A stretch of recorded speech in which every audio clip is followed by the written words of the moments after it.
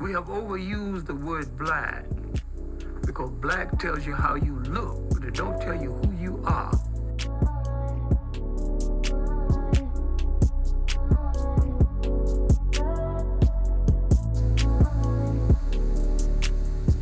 He said, "Sit down, son. What you're calling African history and Negro history are the missing pages of world history." Then he said, "Son, go study the history of your masters. Go study the history of the people who enslaved you and find out why they found it a necessity to remove an entire people from the respectful commentary of the history of the world."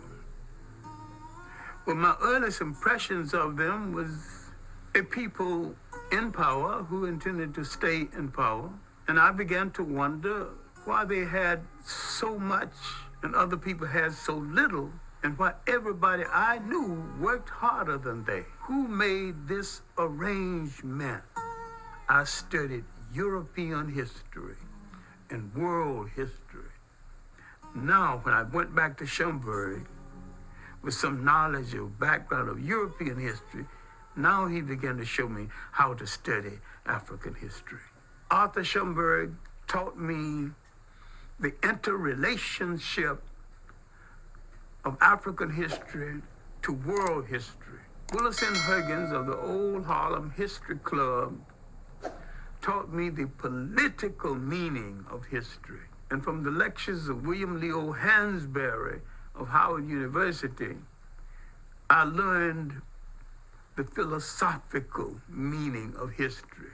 The most valuable lesson I would learn is that when you address a people by their right name, that name must relate to land, history, and culture.